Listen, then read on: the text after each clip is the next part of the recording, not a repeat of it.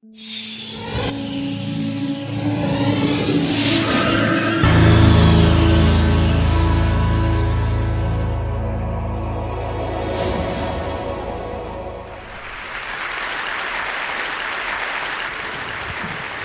I work in marketing, which I love, but my first passion was physics. A passion brought to me by a wonderful school teacher when I had a little less grey hair. So he taught me that physics is cool because it teaches us so much about the world around us. And I'm going to spend the next few minutes trying to convince you that physics can teach us something about marketing. So quick show of hands. Who studied some marketing at university? Who studied some physics at university? Ooh, pretty good. At a school? OK, lots of you. So hopefully this will bring back some happy or possibly some slightly disturbing memories. So physics and marketing. We'll start with something very simple. Newton's law. The force equals mass times acceleration.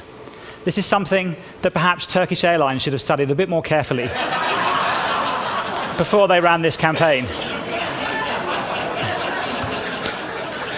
But if we rearrange this formula quickly, we can get to acceleration equals force over mass, which means that for a larger particle, a larger mass, it requires more force to change its direction. It's the same with brands.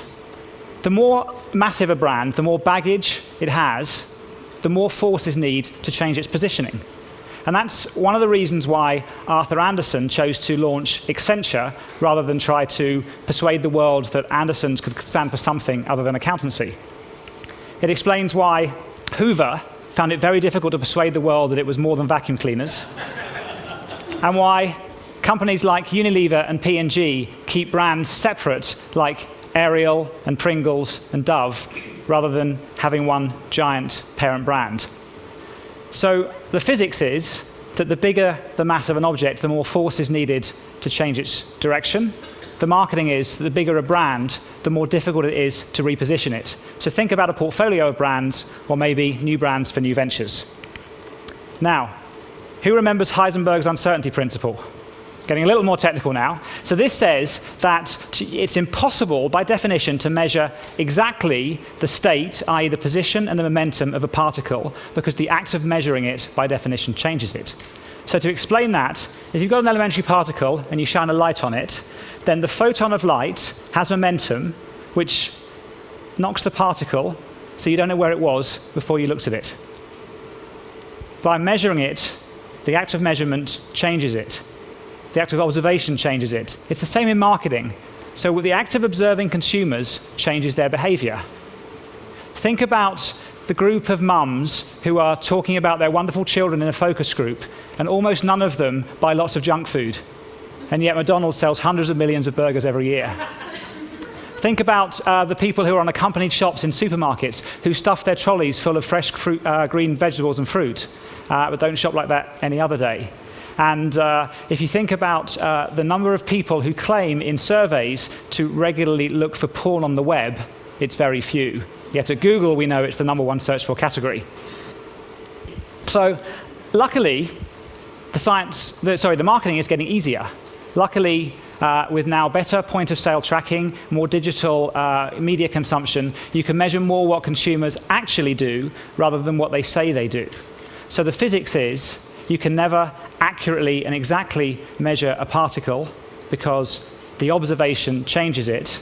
The message for marketing is that try to measure what consumers actually do rather than what they say they'll do or anticipate they'll do. So next, the scientific method. An axiom of physics, of all science, says you cannot prove a hypothesis through observation, you can only disprove it. What this means is you can gather more and more data around a hypothesis or a positioning, and it will strengthen it, but it will not conclusively prove it. And only one contrary data point can blow your theory out of the water. So if we take an example, Ptolemy had dozens of data points to support his theory that the planets would rotate around the Earth. It only took one robust observation from Copernicus to blow that idea out of the water. And there are parallels for marketing. You can invest for a long time in a brand, but a single contrary observation in that positioning will destroy consumers' belief. Take BP. They spent millions of pounds over many years building up its credentials as an environmentally friendly brand. But then, one little accident. Think about Toyota. It was, for a long time, revered as the most reliable of cars. And then they had the big recall incident. And Tiger Woods, for a long time, the perfect brand ambassador. Well, you know the story.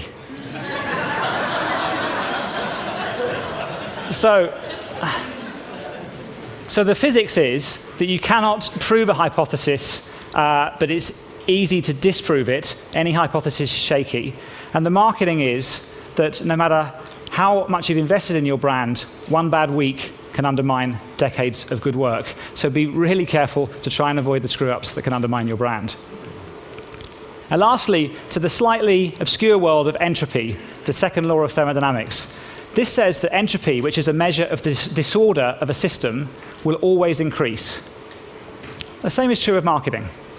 If we go back 20 years, that one message, pretty much controlled by one marketing manager, could pretty much define a brand.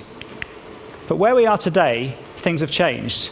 You can get a strong brand image or a message and put it out there like the Conservative Party did earlier this year with their election poster.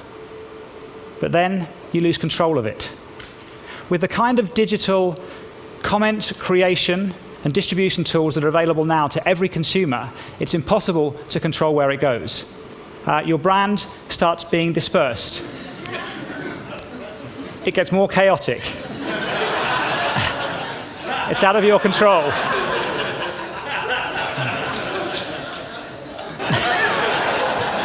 I actually saw him speak. He did a good job. But while this may be unsettling for marketers, it's actually a good thing. This distribution of brand energy gets your brand closer to the people, more in with the people. It makes this distribution of energy is a democratizing force, which is ultimately good for your brand. So the lesson from physics is that entropy will always increase. It's a fundamental law. The message for marketing is that your brand is more dispersed. You can't fight it, so embrace it and find a way to work with it. So, to close, my teacher, Mr. Votter, taught me that physics is cool, and hopefully I've convinced you that physics can teach all of us, even in the world of marketing, something special. Thank you.